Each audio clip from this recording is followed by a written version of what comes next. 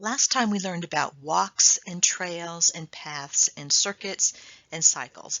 Today we're going to learn about a couple of special circuits and trails, and those are called Euler circuits and Euler trails. So we'll first talk about Euler circuits and spend most of our time on that, and then talk just a little bit about the trails at the end. So what is an Euler circuit? Well, it's a circuit that contains every edge and every vertex of a given graph. So remember what a circuit is. By definition, there are no repeated edges. So because of that, then, and the fact that the Euler circuit needs to contain every edge, that would mean that an Euler circuit contains each edge exactly once. Because if it contained it more than once, then it would not be a circuit. Now notice that vertices can be used more than once. Remember that that's true for circuits. Circuits, you can have a vertex, you can go through a vertex more than once, and that's just fine. You just can't repeat an edge. And so that's still the case here. So for the Euler circuit, we can go through vertices more than once. We just can't repeat an edge, but we need to make sure for it to be an Euler circuit that each edge is included. So let's look at this graph here, and here is what would be, turns out to be an Euler circuit. Let's see if that is true. So what it needs to be for it to be a circuit is for it to not repeat any edges, and then for it to be and then of course it has to be a closed walk. So it's got to start and end at the same spot. So it can't repeat edges, but it does have to go past every edge. It needs to include every edge in this graph. So let's look at this. So we start with D and go D to B, B to A, then to D, then to C, and B, and E, and D. So looking at that, we basically kind of just made two little individual circuits, and then we were able to go through every edge at only once. Notice we went through D and B more than once, but that's okay. Vertices are okay to do that for. So we would say that this is an Euler circuit. Now this would not be the only Euler circuit.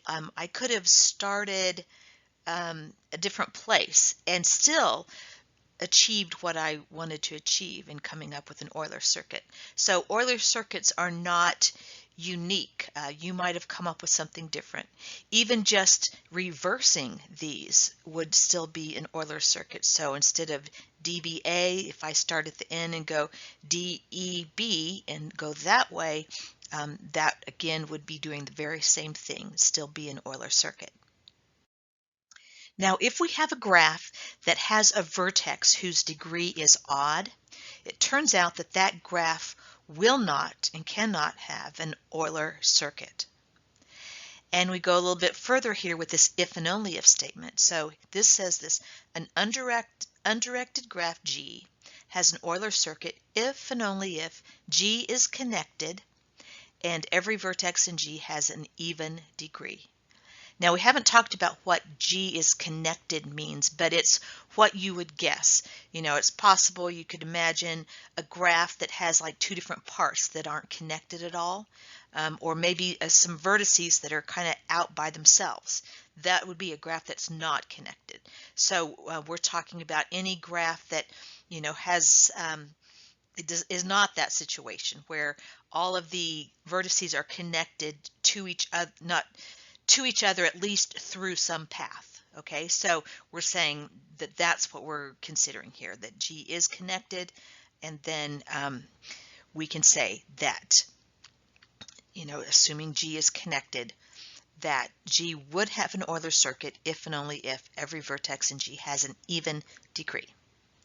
So if we look at this graph here, we could say based on this theorem that we don't even need to try to find an Euler circuit for this, because there are some vertices that have an odd degree. So E has a degree of 3, so does B, and so anyway, so since there are some vertices with odd degrees, we can rule out the fact that there would be an Euler circuit in there. Now, given the graph, how would we go about finding an Euler circuit, assuming that all of the degrees of the vertices are even, right? Because we saw in the last slide that if they're even, we know that we can find an Euler circuit. So there is a procedure here, and we're just going to kind of go over this procedure for several different examples, just so you get the idea of what we're supposed to do. So this one here, this is example 1. We see that there's this graph here, and if we look at the degrees, we see that there's even degrees for every vertex. So we know that there is an Euler circuit. So we're going to try to find that right now. Okay, so let's look at here. This is the procedure to find an Euler circuit in a graph. So first we start with finding any circuit in G. Okay, so remember that we can have a circuit in G and it's not an Euler circuit, because the Euler circuit is saying we have to have included every edge. So we're going to say we're not going to worry about including every edge, just find any old circuit in G. Remember what a circuit is. It's a closed walk, and we can't include an edge more than once. Okay, so usually it's really easy to find a circuit in a graph like this. So let's just the one I choose might be different than the one you might choose to start with. So I'm going to choose this kind of a trapezoid here that is a circuit within this graph, right? So I'm going to call that EDCBE. So we can say that we start at E, go to DCBE. Okay, so that is my circuit that I'm going to call C. Okay, so we did that first. Now, the next thing says the algorithm continues to iterate the following steps until all the edges in G are included in C. So let's go ahead and start through this and do it once and keep going if we need to. So we'll start here. Remove all edges in C from G. Okay, so C, remember, is this circuit that we just found, and it says remove all of those edges. So what I'm going to do is these blue edges here, I'm going to kind of make dotted, just to show you that they used to be there, but we're just getting rid of them now. We're removing them. So we're going to pretend like those aren't there anymore. So remove all those edges, but also remove any isolated vertices. So if we've got some vertices that aren't connected to any existing edges, now that we've gotten rid of some of the edges, then we can get rid of those. So I'm going to go ahead and get rid of those two. Okay, now once we do that, we're going to call the resulting graph G prime. So now we have this simple little graph G prime. And then the next step would be find a vertex that we're going to call W that is in both our new circuit that we just found called C and G prime, that's what's left. Okay, so what we just got rid of, that circuit, and then what's left, let's find a vertex that both of those have in common. Here we would have two options to use, either D or B. Let's go ahead and just choose B, and it doesn't matter which one you choose. So I'm going to choose B. Now we're talking about through this very detailed here this first time, so I'm going to go ahead and say, well, it said to find a vertex, and we're going to call it W, so I'm going to actually label it W. After we go through this example, we'll go through it a little bit more quickly, and we don't really have to label that W. But the reason why it's labeled W in this second step is that we need to be able to talk about it in the next steps. So basically, instead of saying that one vertex that they had in common, we're just going to call it W. So anyway, I'll just go ahead and label this W here. Now the next step says find a circuit in G prime that begins and ends with W. Okay, so that's the B that we have circled. So here's a that's pretty easy. Find a circuit there. There's that circuit there. And we're going to call that C prime. So that would be, it's got to start and stop with that vertex that we decided on, which was the B. So B, A, D, B. Now we'll go on to the last step here. Combine both of those circuits. Oh, and let me just go ahead and show you this, and then I'll go back and read this here. Okay, so look at the two circuits that we have so far are C and C prime. So what we're going to do is note what that W was, and then I'm going to go back and I'm going to replace that W in my original, that first circuit that we got called C. I'm going to replace that B in there with that with C prime. So instead of B, I'm going to put the BADB. It's like this, like we start with a circuit called C, and we go E to D, D to C, C to B, but then when we get to that B, we're going to go off track and follow C prime. So then we'll have B to A to D to B. Then we'll be back at B, and then we can continue on in C. So hopefully that makes sense. We're just basically going to replace that vertex that we saw those two circuits had in common, replace that with that other circuit. So this is what we would get now.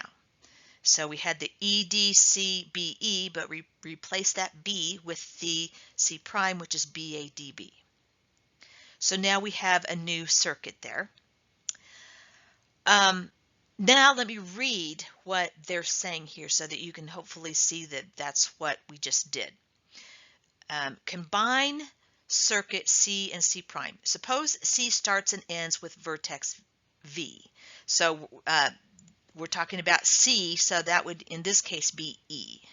Okay, create a new circuit that starts with that and follows the edges in C until W is reached. Remember what W is, that was that vertex that the two had in common. The new circuit then follows the edges in C prime back to W and then follows the rest of the edges in C back to where we started in C. Okay, and then the new circuit is renamed C for the next iteration. So what I did when I did go ahead and replace B with this C prime circuit, I'm calling it C again. That's my new C. It says to rename it C so that you can be ready to go and do another iteration if you need to. Now in this case here, we don't need to do another iteration because we have taken care of all of the edges. So remember up here right before step 1, it says the algorithm continues to iterate the following steps until all the edges in G are included in C. And we're already there for this example. So this would be then our, since we've got a circuit and we've included all of the edges, then we would say that is our Euler circuit. So for this example, you can see basically what we would be doing is starting with E. This is just the answer that we just got. E, D, C, B, and then when they get to B, when we get to B, we'll go off that circuit and go around on the red circuit until we get back to B and then continue on in the blue circuit.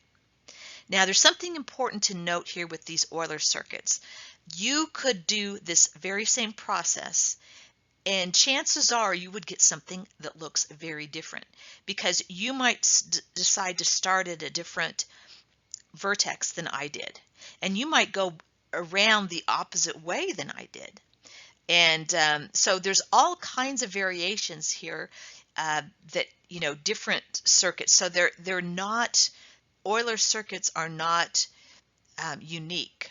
You can find many of them that would do the trick. So just know that if you would follow this procedure and come up with something that doesn't look anything like what I came up with, don't worry, as long as you followed the procedure right and then can kind of go back and verify that the circuit that you came up with is going to make sure and include every edge and yet not repeat an edge, then that would be a valid Euler circuit. Here's another example.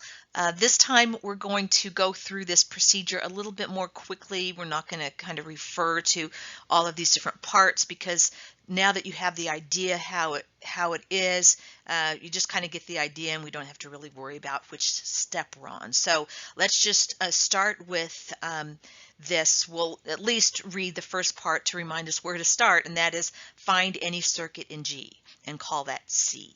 Okay, so this is something that if you did it, your first circuit would probably be different than the one I would choose to do. So, but what I'm going to choose to do is this circuit here, which would be C, G, B, C. So that's the one that I chose for my initial circuit. Okay, now what do? We then, remember, we remove those edges from the graph and also remove any isolated vertices, and B is isolated now. There's no existing edge anymore there, so I'll get rid of that. And now I want to find a vertex that's on what's left, which we would call G prime, but also on that circuit that we just got rid of. So we have two options there, G and C. So let's just choose G here. So now what I need to do is I need to find a circuit that starts and ends with G. Okay, so I'm just going to go around here and decide on that one. So that is a circuit that begins and ends with G. And that's my new circuit, so I'm going to call that C prime. And that would be denoted as G, A, D, E, F, G. So now that I have two circuits, remember what I need to do. I need to combine those two. And so I'm going to look and see where, the idea is that we're going to start on the red circuit, but then at some point go off on the green circuit and then continue on the red.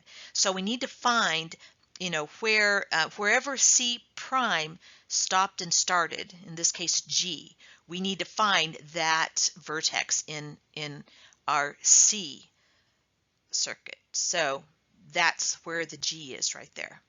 So we're going to replace that G with that entire circuit that we have for C prime. So I put that whole circuit in there, the green circuit in there, replaced the G with that. So now we have a new circuit and we're going to call that C. So rename it C again. Okay, now this one we have more to do. We can't just do one iteration and be done because we still have some edges that haven't been completed.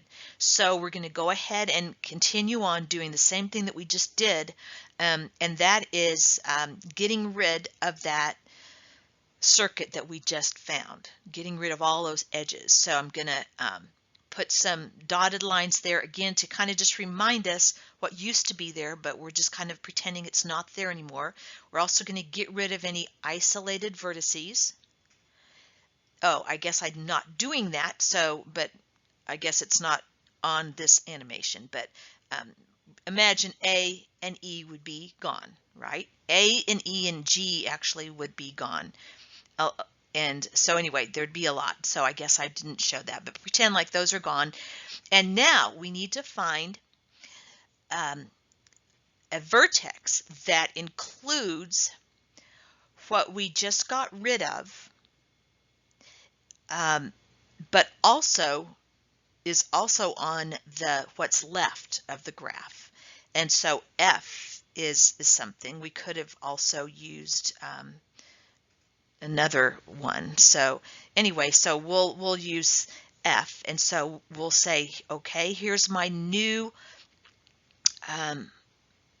remember we have a new C, so now we're trying to find a new C prime. So we'll just find the circuit that starts and ends with this F. So we'll have F, C, D, F. And that will be called C prime. And now again, we need to go and find in our what's being called C, that vertex where that matches up with what C prime starts and ends with. So C prime starts and ends with an F, so we're going to go up into C, and we're going to replace that F with this entire circuit here. And so now we would have a new C, and I've just included the orange circuit in there for F. So that would be our resulting Euler circuit. So you see now I've taken out all of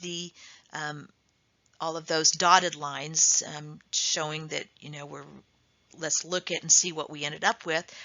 It looks like we did cover all of the edges, and let's just kind of trace this just to kind of see exactly what we came up with. So this says that we would start at C, and then we're going to go to go to C to G. But then once we get to G, we're going to go around that green circuit. So we have the G, A, D, E, F, G. Okay, but before we get to that last G, we're going to go to the G, A, D, E, F. But once we get to the F, we're going to go around that orange circuit. So we'll do that. So then we'll do F, C, D, F. Then we're done with that. We'll continue on the green circuit to get back to G. But then you see that we would need to go from G to B to C. And that gets us back where we started. We started at C. So hopefully, if that didn't make sense, kind of look at it yourself and make sure that that did what it was supposed to do. It went through all of the ways. It started out on the red path, went on to the G path, but along the G path, it had to go off to the, and when I say path, I shouldn't be saying path, I should be saying circuit. So let's start that again. Started on the C circuit, then before it got done, it went on to the G circuit. Before that got done, it went on to the orange circuit, finished that off, then finished off the G circuit, and then finished off the red circuit. Again, realize that what you get could look completely different than this. And that's fine as long as as long as you followed this procedure and you came up with an Euler circuit, then that's good. Okay, let's do one more example. So here's a graph here, and we're going to start out by just finding any circuit in this graph.